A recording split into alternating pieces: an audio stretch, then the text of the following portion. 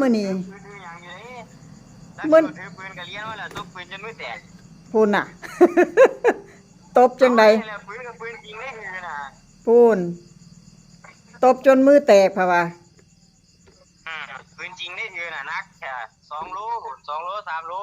โอ้ก็บ่ว่าแล้วระวังดีๆแหน่ล่ะบ่มีลูกหรอกย่านคือไอ้แซมแหละแซมมึงรู้จักอยู่หรอวะเนาะไอ้แซมลูกอันโทรศัพท์ลุงวินกดบ่ได้ฮะอ๋อโทรศัพท์ข้างๆกดแทบบ่ได้เดี๋ยวนี้บ่ว่ามื้อนี้สิได้คุยอยู่บ่คือดนแท้ จักหลายบ่หลายเบิ่งเอาโลดพุ่นน่ะโอ้ย ผู้ใดก็ดีใจได้คุยโทรศัพท์เนาะเออเอาหมุนแล้วเน็ตบ่มีบ่บ่มันเน็ตบ่มีบ่มันคือหมุนน่ะข้างอลีละโทรบ่ทันเบิดฮะนั่นเน็ตหมุนอีกล่ะคือบ่ย่างหาหาปากกามาจดจดหยังเดี๋ยวพิมพ์ส่งให้ก็ได้อยู่บ่มันมาเดี๋ยวค่อยส่งไปให้ในแชทก็ได้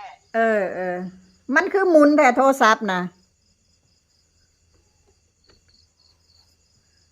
หั่นสัญญาณบ่ดีเด้อเนาะหมุนตลอดเลยวะแล้วก็เน็ตบ่ค่อย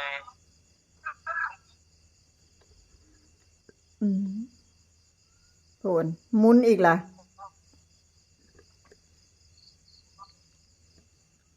มันคือหมุนดุแท้บิก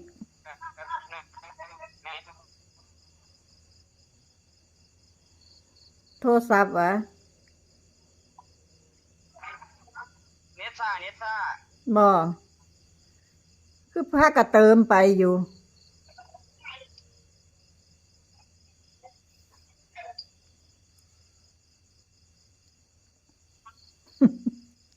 โทรศัพท์ก็ได้หมุนอีกแล้วทั้งคัดเกิบพร้อมเดี๋ยวแป๊บนึงอ่า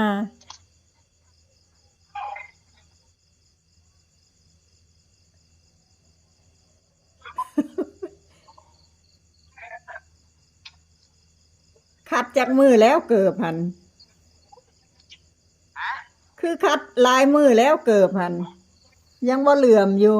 คัดซุมื้อของใหม่บ่ของใหม่บ่วะบอกว่าอย่างเนี้ยของใหม่บ่ของใหม่หยังครูให้คัดซุมื้อใส่ซุมื้อบ่ยกเกิบไว้อยู่บ่แล้วเพราะว่ามันขี้ฝุ่นขี้ดินยกเกิบไว้อยู่บ่บิ๊กแบกปืนไว้อยู่บ่ไหวชิวๆสบาย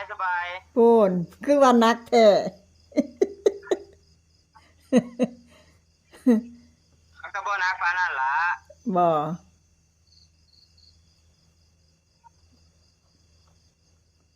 ก็เขาก็ให้พายของแท้ตัวพายของเล่นคือเด็กน้อยก็บ่ได้แล้วอะไรก็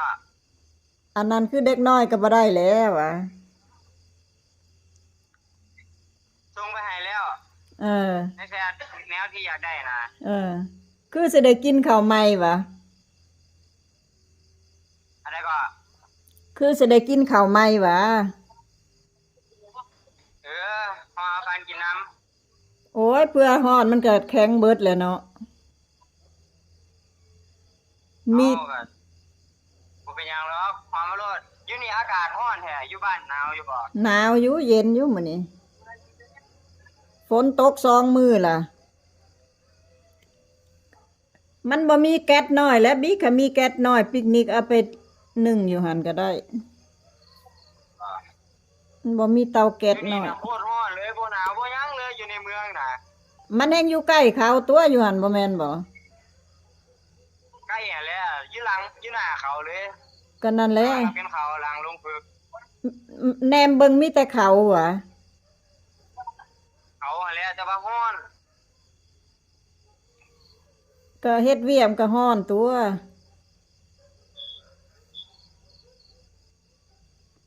เพิ่นให้คุยจักนาทีมื้อนี้ 30ฮอดทุ่ม2 ทุ่ม 30 ก่อนใกล้สิเบิดแล้วสัญญาณ8-9 นาทีนี่โพน เอิ้นไผแล้ว กศนกศน ผู้ใดก็นอนท่าโทรศัพท์อยู่ ฮะ พากันนอนท่าโทรศัพท์จนหลับว่าผู้ใดก็ได้ อันนี้แหละตุบิดกันไว้นอนก่อนเนาะบ่ได้คุยนำจักเทื่อล่ะ เออ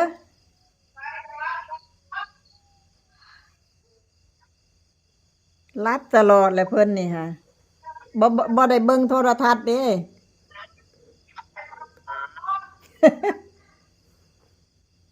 โดนมาคุยกับ ไม่ก็ได้ครับแล้วล่ะ คุยกับมันน่ะแม่ ปีใหม่ก็จบพอดีแล้วฝึก2 เดือนเนาะ น่าจะประมาณช่วงนั่นละปีใหม่แล้วได้ลากลับบ้านนะมาถูกอยู่บ่แล้ว ฮะ มาบ้านถูกอยู่บ่วะ โอ้ยมีหมู่กับหลายอยู่สกล100 พูดอ่ะ แต่มาจากก็350พุ่นสกลนครน่ะ โอ้มือน่ะ รถจักรคัน ฮะ รถจักรคัน รถ11คันรถบัส พูดอ่ะ แต่สกลน่ะ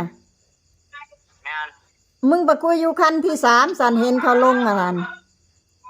เห็นเขาทายลงหัน แป๊บนึง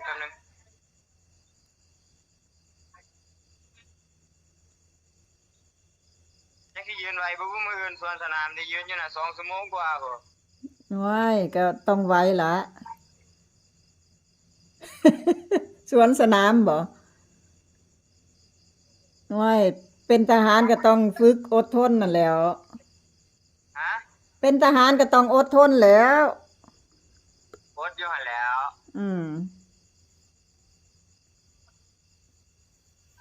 2 ชั่วโมงบ่โดนดอก ยืนอยู่หั่นล่ะติ ว่าบ่โดนเด้อ อ้าวก็เฮ็ดจังได๋สัน เดี๋ยวอีกจังหน่อย อืมโทรศัพท์เพิ่นก็ค้างๆ เว ไว้ ลาสิเบิดแล้ว เออ วันน่าจะวันเสาร์แล้วน่าจะได้โทรไปอีก วันเสาร์ก็สิบ่เดินทางแล้วอะ